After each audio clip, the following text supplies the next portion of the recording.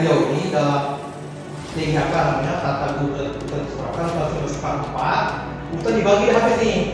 Jadi tidak ada petanya mana hutan konservasi, hutan produksi, hutan konservasi, hutan hidup itu sudah ada.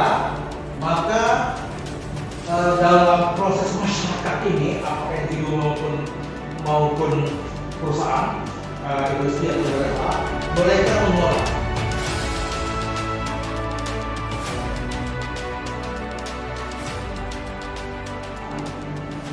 Orang kalau dia begini, apakah dia berhak untuk melanjutkan usahanya?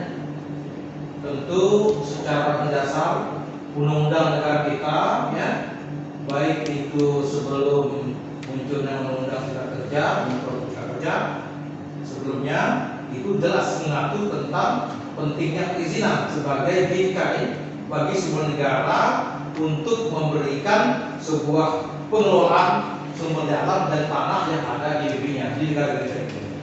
Tanpa ada unsur izin berarti sudah tidak ada lagi pengaturan negara di dalam negara. Negara berarti tidak mengatur urusan yang merupakan kewenangannya. Oleh karena itu dimensi perizinan merupakan syarat mutlak agar pertama sebuah badan usaha berhukum terregistrasi terdaftar.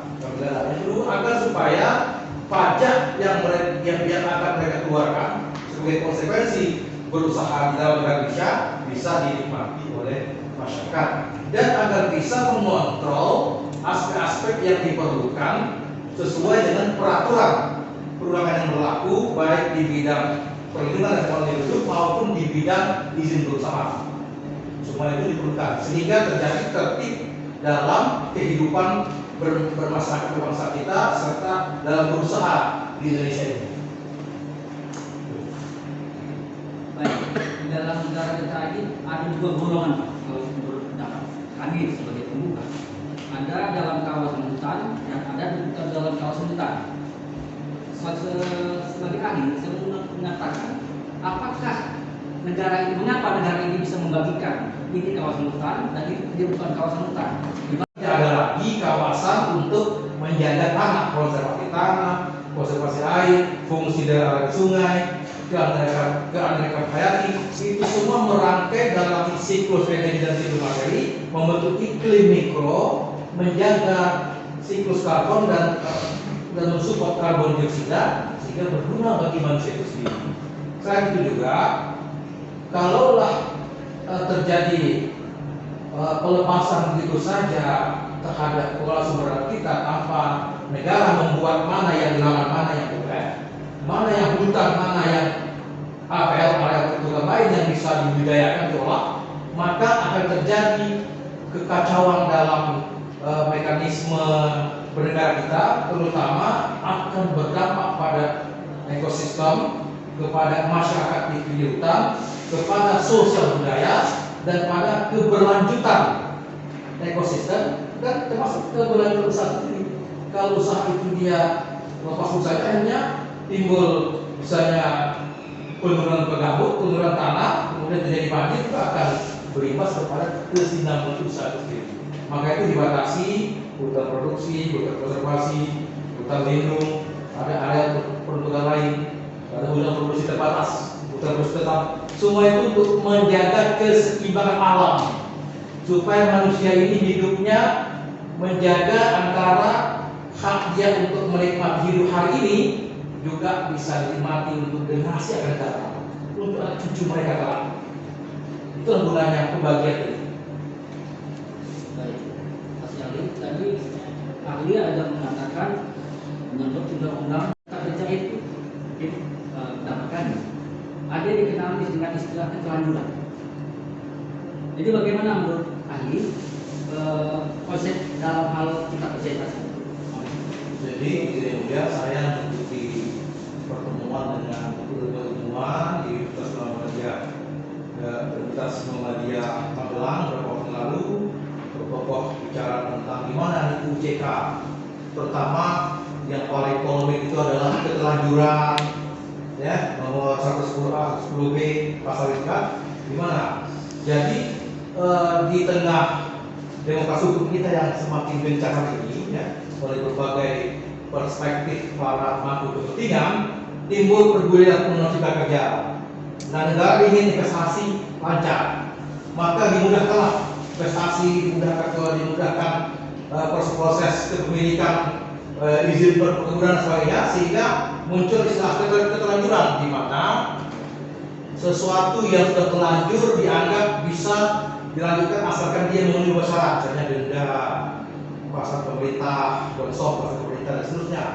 Kalau pada kami, sejujurnya kami dari akademisi menilai keterlanjuran itu harus didefinisikan secara cermat, seksama, karena menyangkut ekosistem, flora fauna, manusia di dalamnya, keberlanjutan ekologi, nasib anak cucu, harus ditafsirkan cermat, sehingga pengertian sebenarnya itu dalam ilmu yang saya miliki di hidup itu haruslah memperhatikan ekosistem dan lingkungan, sehingga keterlanjuran itu harus memenuhi beberapa syarat, yang antaranya dia memang misalnya keterlanjuran dalam skala kecil, hanya di bawah 20 hektar misalnya, kemudian dia sudah memiliki izin lengkap di izin yang lain, hanya tersisa 20 hektar yang masuk hutan. Nah, dan tidak mengganggu ekosistem, tidak memicu bencana ekologis, tidak menimbulkan konflik agraria di masyarakat sekitarnya. Ini menurut saya keterlanjuran yang visible, yang memungkinkan. Tapi kalau keterlanjuran dalam jumlah besar, dan apalagi tidak ditopang oleh instrumen administratif yang dipersiapkan sebelumnya, izin yang lengkap, ada IO, usaha perkebunan, ada izin lokasi yang telah ditunjuk oleh bupati dengan kajian yang komprehensif. Kemudian dia melakukan pelanggaran kecil di beberapa titik wilayah perkebunannya, dan dia mau membayar denda dan kepatuhannya, itu saya kira layak disebut keterlanjuran, ya. Tapi kalau keterlanjuran yang menimbulkan efek deforestasi yang besar, kerusakan hutan yang dalam jumlah besar, ya, sehingga menyebabkan dampak ekologis yang tidak besar, dalam Undang-Undang 3 disebut dengan dampak penting. Dampak penting itu ada berapa? Satu, jumlah komponen ekosistem terkena dampak. Berapa terdampak dari ekosistem? Sifat kumulatif dampak, kemudian jumlah penduduk terkena dampak, dan seterusnya. Ini dampak ini, kalau dampak penting ini ada pada sebuah usaha hutan yang telanjur tadi, yang tanpa izin tadi, ini maka dia tidak bisa dibenarkan secara ilmiah maupun secara keadilan. Ya?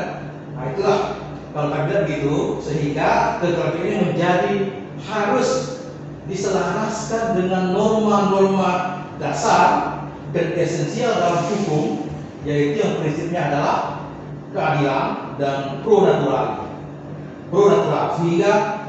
sehingga hukum atau keputusan hukum bisa menjadi terobosan yang adil, terobosan yang cemerlang dalam mengatasi polemik-polemik yang sekarang bergulir. Perpu tanggal 5 kemarin digugat lagi, bergulir lagi MK. Hakim bisa memiliki kebebasan sesuai dengan sifat dasarnya untuk melakukan urusan hukum yang adil sesuai dengan keadilan ekologis, keadilan dalam adil masyarakat bangsa kita.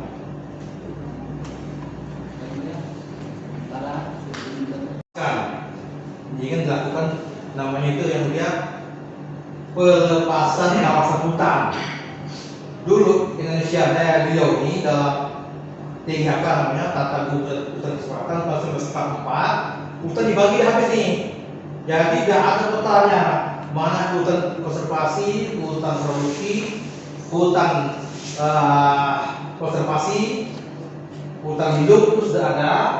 Maka dalam proses masyarakat ini, apakah individu maupun perusahaan, industri atau badan usaha, mereka mengelola. Jadi timbullah kemudian pemeriksaan atau verifikasi, ternyata banyak yang dalam kawasan hutan. Ya, kalau data KPK bidang sumber daya alam itu 3,4 juta hektar dalam kawasan hutan, baik itu HPT yang terbanyak dalam HPT, kemudian dalam hutan lindung dan hutan konservasi. Oleh karena itu, betul kata adik Tuka tadi, perlu dilakukan pelepasan kawasan. Nah, pelepasan kawasan bisa itu harus memenuhi beberapa syarat. Ya. Dan kalau dia bercerai tadi, kalau dia menjadi terlanjur dalam jumlah besar, tentu kita harus kritisinya karena undang-undang itu sedang dibuat lagi dalam Mahkamah Konstitusi Perpu UPK. Jadi sekarang ini tafsir sekarang ini ada di tangan masing-masing pihak, tetapi yang menarik adalah Mahkamah bisa memutuskan itu. Bisa menceritakan beberapa jurisprudensi di PN baru dalam tahun 2003 juga itu membuat prosedur. Nanti saya sampaikan pada sesi terakhir apa itu jurisprudensinya. Jadi oleh karena itu bisa setelah melalui beberapa syarat. Jadi saya coba saja. Tadi saksi berbicara mengenai undang-undang cipta kerja yang pasal 110. Bisa saksi jelaskan apa itu makna ataupun maksud dari pasal 110A undang-undang cipta kerja itu? Ya. Atau perlu dibaca? Baca dulu. Bisa jelaskan. Pasal 110A Undang-Undang Nomor 11 Tahun 2020 tentang Cipta Kerja. Setiap orang yang melakukan kegiatan usaha yang telah terbangun dan memiliki perizinan berusaha di dalam kawasan hutan sebelum berlakunya undang-undang ini. Buat kita Indonesia akan kehilangan hutan yang banyak.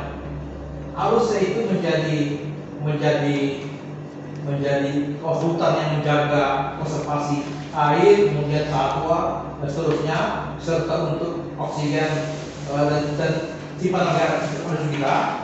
Tapi PP itu bisa menimbulkan suatu pelepasan hutan dalam jumlah yang besar, sehingga itu secara ekosistem dan sosial budaya bisa merugikan bangsa Indonesia. Itu yang kedua, itu tafsir saya memaknai itu. Kemudian kalau tafsir secara tekstual jelas, sekali itu upaya melonggarkan karena di dinamika demokrasi kita ini mungkin negara mendaki investasi banyak. Kami sebagai orang politik tetap berpegang pada konsep awal, harus ada keseimbangan, yaitu lingkungan hidup, ekonomi dan sosial budaya. Pasal 110B, pasal itu berisikan apa yang diletakkan sanksi oleh negara terhadap perorangan atau pada hukum yang menguasai suatu kawasan hutan. Sanksi itu kalau secara teknis denda Administratif. Sanksi administratif. sanksi berupa denda, ada ujian di pasal 110B itu denda. Ya. Saya begini, kami PT Indrawan Perkasa yang saksi bilangkan tadi ada yang keterlanjuran itu yang masih layak dikatakan keterlanjuran yang saksi bilang tadi. PT Indrawan Perkasa memiliki izin usaha bidang perkebunan. Apakah keterlanjuran itu masih layak terhadap PT Indrawan Perkasa untuk melakukan pelepasan pengurusan perizinan di bidang kehutanan? Jadi gini, negara memberi kesempatan, ya, negara memberi kesempatan untuk mengurusnya, membayar denda. Denda ini saya sudah sering suarakan, mohon transparan, transparan. Negara memberi kesempatan kepada perusahaan A, saya menyebutkan perusahaan apapun sini, silakan perusahaan A, oke, terusnya. Tapi secara hakikat dari diundangkannya sebuah undang-undang sumber daya alam dari hidup, termasuk tentang undang, itu harus menciptakan keseimbangan.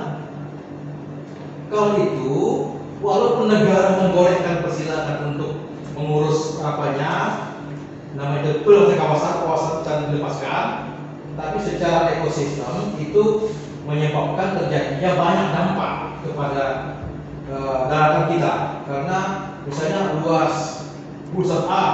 Izin saya tadi hanya berbicara layak keterlanjuran itu menurut undang-undang, menafsirkan bahasa undang-undang cipta kerja dan peraturan pemerintah itu, bukan melebar dulu ya, itu nanti lagi konteksnya. Berarti menurut saksi berdasarkan Undang-Undang Cipta Kerja dan PP yang terbit dalam pelaksanaan Undang-Undang Cipta Kerja, tergugat dalam hal ini masih layak untuk melakukan pengurusan perizinan.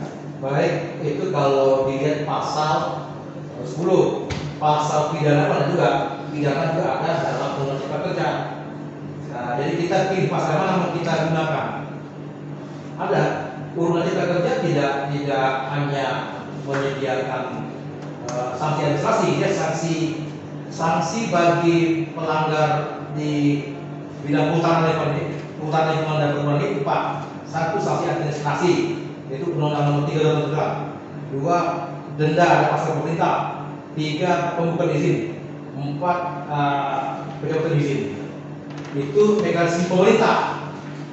Yang berikutnya ada perdata, ada pidana. Undang-Undang Cipta Kerja juga menyediakan, kalau saya ada pasal 84, ada pasal 94, ada 90 ke bawah. Itu pidana bagi pihak orang-orang membawa alat-alat untuk memotong pohon, membelah pohon, dan mengganggu ekosistem. Ada pada pasal 4 atau pasal berikutnya, saya lihat berapa kali, ya kita tinggal memilih berdasarkan kekuatan argumentasi masing pihak dan bersaksinya. Lanjutkan. Dan IUB-nya ya tahun 2010. Saya bacakan PP nomor 24 tahun 2021. Pasal 3 ayat 3. Pasal 3 ayat 1 terlebih dahulu. Bahwa setiap orang yang melakukan kegiatan usaha perkebunan kelapa sawit yang telah terbangun di dalam kawasan hutan memiliki izin lokasi dan atau izin usaha di bidang perkebunan sebelum berlakunya Undang-Undang Nomor 11 Tahun 2020 tentang Cipta Kerja yang tidak memiliki perizinan di bidang kehutanan wajib menyelesaikan persyaratan paling lambat 3 tahun sejak Undang-Undang Nomor 11 Tahun 2020 tentang Cipta Kerja berlaku. Pasal 3 ayat 3. Bahwa setiap orang yang melakukan kegiatan usaha, pertambangan, perkebunan, dan atau kegiatan lain yang telah terbangun di dalam kawasan hutan yang dilakukan sebelum berlakunya Undang-Undang Nomor 11 Tahun 2020 yang tidak memiliki perizinan bidang kehutanan dikenai sanksi administratif. Jadi sanksi berbicara mengenai pidana, itu ahli bukan ahli pidana, teman saya jelaskan, saya minta pendapat ahli. Makanya tadi saya sampaikan, Indrawan Perkasa tergugat sudah memiliki mengantongi izin sejak tahun 2010, baik itu izin lokasi ataupun izin usaha di bidang perkebunan. Pasal Peraturan Pemerintah Nomor 23 Tahun 2021 tentang penyelenggaraan kehutanan yang tadi saya sampaikan adanya hukuman pidana. Pasal pidana itu kan mengatur kuasai paling lama 5 tahun atau sebelum 5 tahun. PT Indrawan Perkasa sudah menguasai memiliki mengantongi izin yang sah dari pemerintah sejak tahun 2010. Menurut hemat saksi berdasarkan paparan isi dari Undang-Undang Cipta Kerja melalui peraturan pemerintah yang saya sampaikan tadi, sanksi apa yang dikenakan akibat PT Indrawan Perkasa melakukan kelanjuran mempunyai usaha di kawasan hutan? Ya, sanksi yang ditetapkan oleh undang-undang kita termasuk OJK itu adalah sanksi administrasi. Administrasi itu bukan administrasi surat surat administrasi dalam artian denda. Cukup ekses Karena azab bekas korlip ya. kawasan hutan sebagaimana dimaksud pada ayat 1 dilakukan dengan perhatian rencana tata ruang wilayah. Ya. Pertanyaannya, apa saja bisa nggak suatu kawasan yang ditetapkan itu bertentangan dengan RT/RW? Ya. Ya maksudnya gini, bahwa memang itu harus diupayakan sesuai dengan rujukan materi muatan yang dibacakan tadi. Materi muatan pasal 15 yang diatur untuk melakukan penjelasan bahwa ini loh kawasan hutan, kan? Saya melihat harus ada sinkronisasi dengan tata ruang. Itu merupakan materi muatannya dalam beberapa undang-undang, termasuk undang Pasal 1 besar.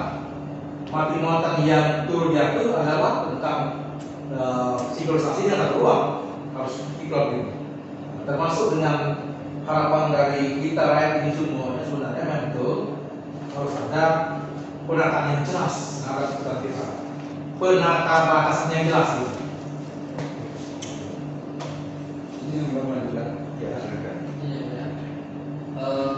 Saudara ahli, saya melanjutkan penjelasan saya yang terbuka. Yang mau saya tekankan, yang mau saya pertanyakan sama saudara saksi ahli adalah saudara saksi ahli tadi mengatakan tentang keseimbangan ekologi, dampak dan sebagainya. Mungkin sebagai informasi yang dapat kami sampaikan kepada saudara saksi bahwa PT Indramayu Perkasa sudah beroperasi sejak 2010 hingga saat ini. Tentunya sudah terjadi iklim dari perekonomian masyarakat. Dengan adanya saudara ahli sebagai ahli dalam lingkungan dan bicara tentang masalah ekonomi dari sisi keanekaragaman hayati, kemudian manusianya. Apa pendapat ahli dengan adanya keterlanjuran yang terjadi saat ini, yang tentunya akan berdampak pada ekonomi itu tadi, baik secara hayati maupun secara ekonomi? Bapak dari mana tadi? Tergugat. Perwakilan dari apa nama lembaganya? Tergugat kita dari PT. Mendagri. Oh sama masih PT. ya. Ya, saya perlu ya sudah. Oke. Jadi bahwa kita mengatakan adanya manfaat positif seperti iklim mikro tadi itu kan ada neraca indikatornya, itu kan ada ukurannya. Kalau sawit itu PT ini sawit ya, sawit itu RSPO, Roundtable Sustainable Palm Oil, atau ISPO, Indonesian Sustainable Palm Oil, itu tetap 3 variabel tadi neracanya, perhitungannya, planet, people dan profit. Profit keuntungan perusahaan itu sendiri, people sosial budaya masyarakat, planet artinya ekosistem. Jadi ketiga ini harus dilihat dengan objektif. Apakah terjadi tidak kemajuan sosial budaya, itu parameter ISPO dan SPO wajib diikuti semua HGU yang ada di Indonesia. Kemudian ekosistemnya bagaimana? Apakah cerdas terpelihara dengan baik di area HGU-nya maupun efek di luar HGU-nya ya. Kemudian profit jelas itu perusahaan pasti tahu, mereka sendiri yang mengurusnya, menghitungnya ya. Jadi ketiga itu harus dilihat dengan baik sehingga kita merasakan suasana bernegara, berwira swasta dalam negara Indonesia ini, berwira swasta dengan baik, di mana kita berwira swasta meraih keuntungan profit, tetapi bumi ya tidak terganggu, sosial budaya tidak terdegradasi dan arti menimbulkan kemajuan sosial budaya. Memang indikator SPO itu mendorong kemajuan sosial budaya. Ya. Yang saya maksud adalah dampak dari keterlanjuran terhadap, karena di PP 23 tahun 2021 yang merupakan turunan dari OJK mengatakan pada pasal 24 ayat 1 bahwa penguasaan bidang tanah dalam kawasan hutan negara sebagaimana dimaksud dalam pasal 23 wajib memenuhi kriteria. Yang pertama, penguasaan tanah di dalam kawasan hutan negara oleh masyarakat dilakukan sebelum berlakunya OJK. Ya. Yang B, poin B, dikuasai paling singkat 5 tahun secara terus menerus.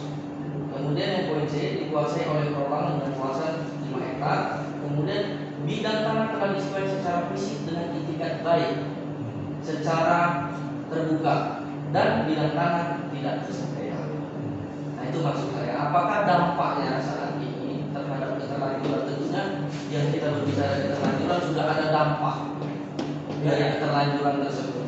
Nah, menurut saudara saksi bagaimana menyeimbangkan dampak itu tadi? Jadi saya kira pemerintah harus berani mengiris-iris kebijakan OJK ini. Kalau keterlanjurannya maksimal, dia harus berani mengurangkan. Oke, kalian boleh denda, kalian. Tapi setelah kami turunkan tim kajian, luas kalian ini berisiko nih terhadap gas atau lingkungan dipotong separuh misalnya, sehingga tidak ada gangguan ekosistem ekologis. Nanti pendapat Anda Ya, harus dilakukan disesuaikan ya dengan tidak saklek ampun semuanya sekian biota yang kuning itu menimbulkan masalah ekologis dan masalah yang depan.